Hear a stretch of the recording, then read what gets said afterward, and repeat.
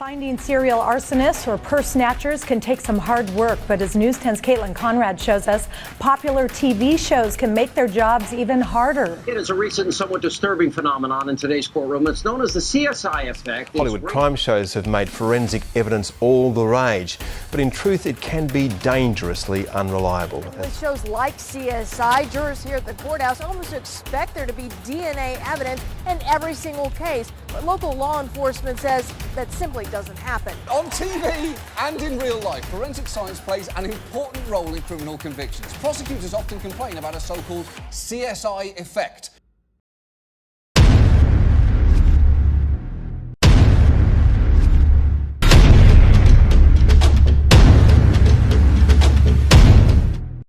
A serious homicide back in the mid-1990s where a 15-year-old juvenile was convicted of killing his neighbor, the mother of his two best friends. It was considered an overkill type of homicide where the victim was stabbed over 100 times.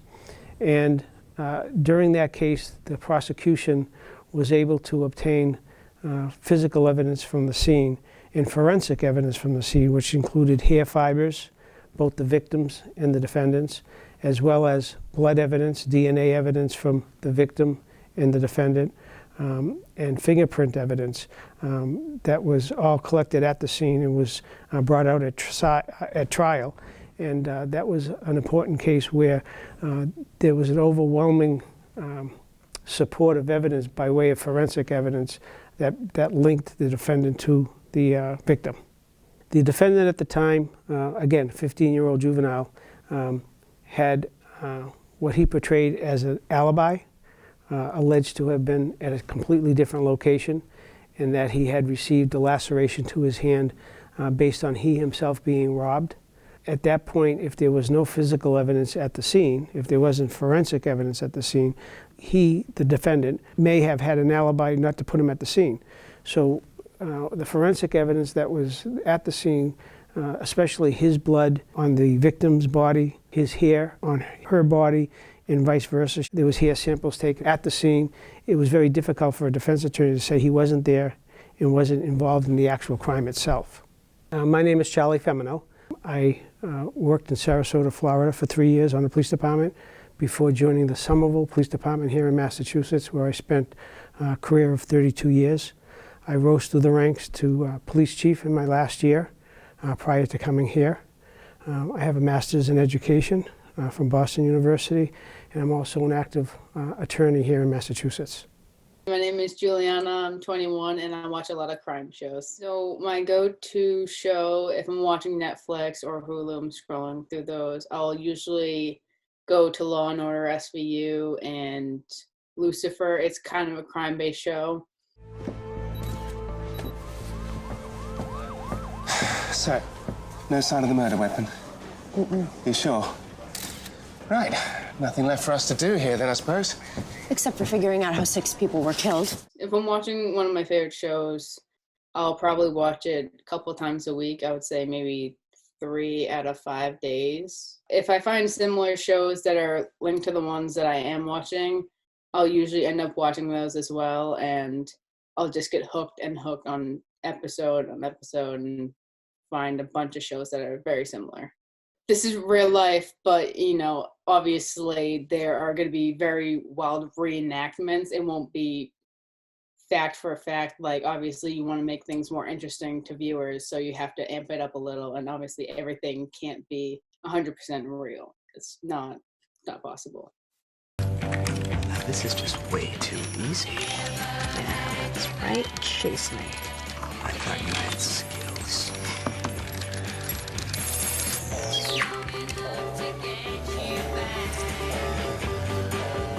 Oh boy. Have fun getting out of the wormhole. So the CSI effect is basically terminology that was coined back in early 2000 after crime scene shows when they started to come on television. And it basically is our ways that unrealistically portray forensic science and the importance of forensic science in some ways. You'll see it in different manners. In other words, you'll see the CSI effect both as from the police perspective, you'll see officers go to a scene and look for forensic evidence, whether it be blood evidence, hair fibers, etc. I wasn't able to confirm his identity using fingerprints. Yeah, the guppies got to him first. That is the circle of life, gentlemen. I mean that in the most respectful way possible, by the way. You'll also see it from the criminal's perspective. There's been a lot of criminals who watch television also, and in that respect, the criminal is actually doing a lot more than they used to do based on watching those television shows and covering up their evidence. For example, wearing gloves during the crime.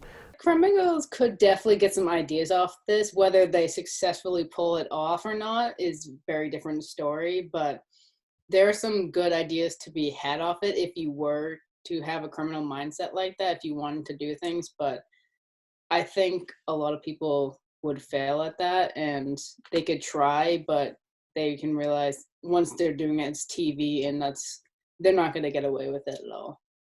I mean, a lot of crimes are not thought out. They're crimes of it's just happened. So that's the majority. But there's definitely people who will try to stage something and think they're smarter. Unfortunately, following crime shows might not be the best course of action because those are abbreviated things and they're not always based on reality. My name's Paul Sullivan. I'm a sergeant on the Mass State Police, currently assigned to the Office of Media Relations. I have worked in field I broke in Framingham Barracks, worked in Shelburne Falls, worked at Concord, worked at Athol Barracks, back to the Concord Barracks, and then January 2007, I went to ballistics. Ballistics is an identification science. So what we do is identify firearms with cartridge casings and bullets that they expel. So it's part of crime scene processing, but it's a very specific field. I think if I had to name one area, the CSI effect has the most impact, I think, is in the courtroom.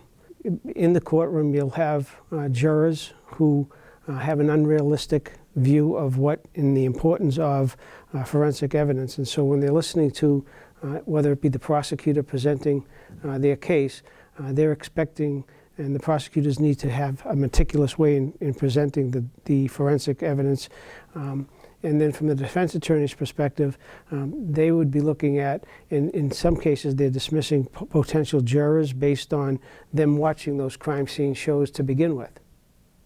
For the prosecutor, the defense, the judge, you don't see the CSI effect. They understand everything for the most part. They'll have questions, they may not know the specifics, but they understand the general concepts. The juries, some of them expect more than what we can do, but that's part of our job, is to explain what we do and what the limitations of what we can do. NCIS used to, that'd be one I found more entertaining, and of course throw them up and then boom, boom, oh, there, it's a match. It's like, that almost never happens. I have one case that had happened, and that was because I was messing around with, I came in, one of the other guys was working a case, it was a shooting, they needed it done right away. He's having a hard time. I took one of the pieces of evidence, took it over to one of the other microscopes, put everything up, set it up, line it up, go, up, I get a match. And then I actually look at it and go, hey, wait a minute. I think I do have a match. And dumb luck, I lined up everything perfectly. And we looked and examined it after that. I mean, we spent another half hour making sure, yeah, that is a match. But that was just messing around. It was pure luck. Does not happen like that. So the process is drawn out. It's not instantaneous. But if you did that in a TV show, it would take the whole show just to do the most basic stuff. You'll have never gotten anything done. My father is a police officer in Lowell, so I've heard a couple of cases. He never really, when I do ask about them, like if I hear about them, he never really mentions anything about forensic evidence. Like, that's not a huge thing. It's just mostly, yeah, we kind of found him through certain leads, and then he just ended up, like, that whatever they did, I don't go into specifics. It's just not repeat after repeat like that. Like, that's not, you need to grab people a certain way, and obviously you can't do that in real life. So you gotta kind of portray it. It's like actors in movies. It's not real life, but you can pretend it is. I've been in the police station a couple times. It's not as busy as you would think. You know, like, a lot of them are out on duty and they're just on the streets or where they're set to be. Like, some police officers are more geared towards getting tickets. Others are more just scoping out an area. Like, they're told to sit in one spot or like go on a certain street and just sit there and just like make sure people are like following the rules. But nothing was crazy. Like, people came in every once in a while, like if they were bringing someone in or someone needed to go to like the desk and ask a question, they'd either leave or go to a different part, but it wasn't crazy like that. The worst scenes, like you go to homicide, suicides, you get parents kill their kids. Those ones are hard. You go to a gangbanger and this one does this, like you do gallows humor to keep your sanity is really what it comes down to. That's true, he was a bad cabbie. Should have seen the route he took us to get here. Stop. So we can't giggle, it's a crime scene, stop it. You're looking at, people like, oh, that's someone's family member, that's something that like, and I've gone to shootings where I've gone to an investigation with a homicide, suicide with a former police officer I worked with. So I'm dealing with people I knew. And I've been to suicides of people who, kids of someone I know. So, you do understand that, but those are really hard cases. You're using the humor just to keep light of things, not to make fun of, because if you start thinking about someone's life and this and poor that, you'll just start sending yourself crazy. Welcome to NCIS. How'd you know my size? Put them on. Can't work a field in high heels. Depends on the kind of work you're doing. Your mind, DiNozzo, runs the gamut from X to triple X. Yeah. Photos, Tony.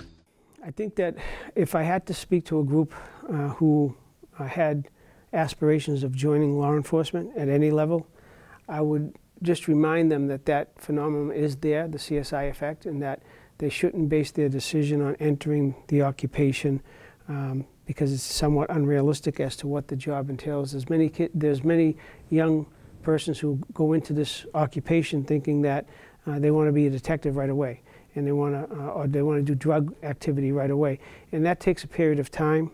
And based on experience, that's when you get those positions. So I think those people who are going in have to realize that and not have an unrealistic view of what the job is about based on the CSI effect.